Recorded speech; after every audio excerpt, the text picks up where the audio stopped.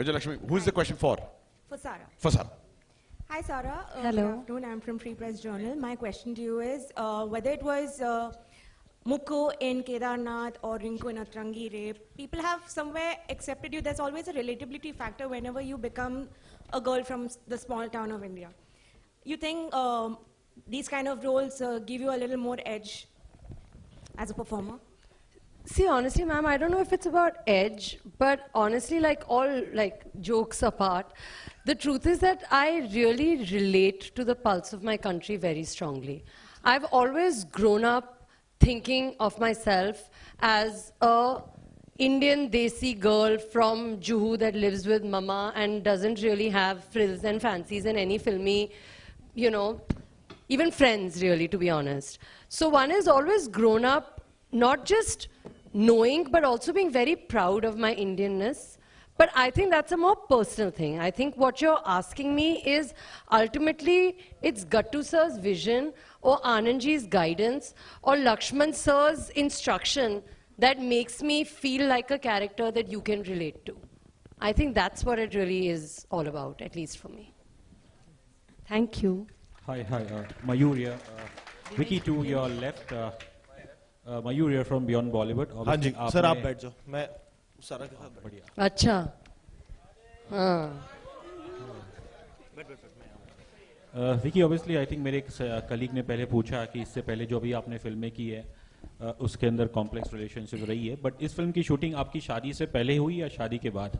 Sir ये बहुत अच्छा सवाल पूछा है. 10 दिन शूटिंग के शादी से पहले हुई, शादी के लिए छुट्टी ली और शादी के 4 दिन बाद फिर इंदौर निकल गया इस फिल्म की शूटिंग करने. I think he's the 4th actor जो मेरे साथ शूटिंग करते करते शादी कर लेता है. जिसको शादी करनी है इसके साथ पिक्चर कर लो. कर बोल चुकी हूँ, जिसको भी शादी करनी है और जिन औरतों को अपने पतियों से शादी करवानी है, just make them sign a film with me. I think there's something about my energy that makes them want to run away and get married immediately.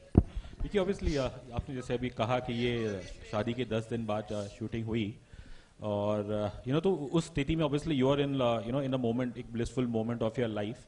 तो फिर उस रियल लाइफ को obviously सेपरेट करके इस ऐसे किरदार को निभाना ड्यूरिंग दैट मोमेंट कुछ जिसके बारे में बता सकते हैं?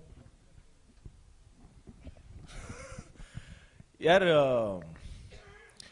देखो, शादी हुई थी और उसके 10 दिन बाद, हाँ 10 दिन बाद फिर इंदौर जाना था शूटिंग करने. एंड उससे पहले हमने बॉम्बे में कई पोर्शन शूट कर लिए थे फैमिली के साथ वगैरह. सो आई थिंक जो भसड़ एक शादी में होती है, काफी सारे लोग शादीशुदा हैं तो पता ही है, हमारे देसी शादियों में तो मतलब वो पार्टी तो होती है पर साथ में टेंशन भी काफी होती है कि अरे यार सबने खाना खा लिया, ये हो गया वो हो गया फलाना. तो वो भसड़ को ही कैरी ऑन करके फिल्म के सेट पे लेके आना था, क्योंकि यहाँ पे भी जैसा आपने देखा गालियां ही पड़ रही हैं मैडम से और पूरी पिक्चर में सह परिवार भसड़ मच रही है, तो उसी को कैरी फॉरवर्ड ही करना था, तो वही कोशिश की है. कच्ची कैरी सर. हाँ जी, काला खट्टा और चाट खाना कितना जरूरी है शादी के बाद? बहुत जरूरी है सर. सिर्फ एक पंजाबी पूछ सकता है ये क्वेश्चन. हाँ, शादी से पहले शादी के बाद बहुत जरूरी है ये. काला खट्टा, पानी पूरी, चाट बहुत जरूरी है. स्पेशली अगर पति पत्नी के बीच में ये रिलेशनशिप हो जहाँ झगड़े वगड़े कर रहे हैं, तो कई बार खाने पे ना कोई जब बात नहीं कर रहा होता है तभी ये सुलझ जाते हैं उस साइलेंस में कि खाना अच्छा होता है, खाना खाने में साथ में मजा आता है, तो जरूरी है. दिनेश जी, हाँ हाँ, सराफा भी गए थे, फिर वो क्या है छप्पन भी गए थे और वहां की पोहा जलेबी भी बहुत खाई हमने. तो मुझे वो बड़ा मजा आया था कि उनके पोहा में ना, जो पूरे देश में नहीं होता है, उनके पोहा में सौंफ डालते हैं. यू आर फ्रॉम इंदौर है ना, सौंफ डालते हैं ना वो पोहा में. वो बिल्कुल आएंगे हम. ये औरत अपना फुल चांस मार रही है वहां पे, लाइक फुल कह रहा पोहा खाते हो? हाँ कह रहा पोहा में घर पे नहीं. I have a question for you. Lovely. Next question. But we will come Dinesh ji, मेरा आपसे एक सवाल है. भावना जी, भावना जी. आप आपकी जो फिल्में हैं हमने शुरुआत से देखी हैं, बहुत अच्छी फिल्में, बहुत अलग अलग तरह की फिल्में, और खुद आप डायरेक्टर हैं, इसलिए मैं आपसे ये सवाल कर रही हूँ. आज जो यहाँ हुआ, मीडिया आपके साथ बहुत फ्रेंडली है, आपकी जितनी फिल्मों में आई, लेकिन आज थोड़ा सा मिडिल क्लास को लेके जो बहुत जो दिखाया गया है, कुछ किया गया, उसमें थोड़ा सा हमें तकलीफ भी हुई। अगर देखा जाए तो देश में जो सबसे जो यूपीएससी का एग्जाम होते हैं उसमें सबसे ज्यादा मिडिल क्लास लोग जाते हैं और करते हैं। मेरा भाई खुद यूपीएससी में सेलेक्ट हुआ था। मिडिल क्लास के बहुत ऐसे लोग हैं जो ऊपर टॉप लेवल पे पहुंचे, हमारे देश के प्रधानमंत्री भी। तो क्या आप ये मानते हैं कि मिडिल क्लास में जो ये छोटी मोटी जो खट्टी मीठी बातें होती हैं, उसके अलावा मिडिल क्लास में एक बहुत बड़ा पावर भी है, वो देश को बनाता है, वो देश को चलाता है, वो ऐसा नहीं है कि वो सिर्फ मजाक बनाने की वस्तु हो? क्या भावना जी, मैं खुद ना मेरे घर में हम लोग जॉइंट फैमिली से हूँ, हम 25 लोग साथ में रहते थे। जब हमें घर छोड़ के जाना भी था ना, तो हम नहीं गए 5 साल। तो मिडिल क्लास, मैं खुद बाहर से आया हूँ, मैं किसी को इस बिजनेस में जानता नहीं हूँ, और बदलापुर हो, हिंदी मीडियम हो, लुका छुपी हो, मिमी हो, ये सारी पिक्चरें मिडिल क्लास की है। Maddock makes films for middle class because we are middle class, and ऐसा कुछ नहीं है। अभी हमने क्या करना चालू किया है ना, हमने आपको मुद्दा एक्चुअली दिखाया नहीं है। इस पिक्चर में हमने बोला कि पहले क्या होता था कि हम पूरा स्पून फीड करते थे, पर मुझे लगता है अभी audience wants more when they come to a theatre. तो इस पिक्चर में आपने सिर्फ 10% देखा। इनका डिवोर्स हो क्यों रहा है? ना आपके पास आंसर है, ना इनके पास आंसर है, इनसे पूछेंगे अभी। और इस पिक्चर में एक लक्ष्मण उत्तेकर जो इतना सेंसिटिव डायरेक्टर है, जो खुद he started from the basics, और अभी ही इज डूइंग, नहीं आई एम सेइंग लुका छुपी भी, तो उनकी पिक्चरों में ही ये है। तो आप इतना मेरे पे इतना ट्रस्ट रख रही है, जब आप ये पिक्चर देखेंगे ना, ये आपको हंसाएगी, बट सबसे ज्यादा you will feel proud of who you are, an Indian, and the opportunity India has. So that you trust me on. Hi Vicky, I have a question. Last for two you questions that we do.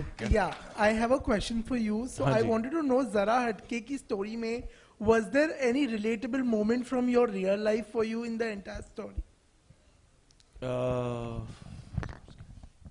कुछ क्योंकि मतलब हम सब जो एक family story जब आप बनाते हैं, तो माँ बाप, मामा मामी, ये सब हम सब रिलेट करते ही हैं, यू नो।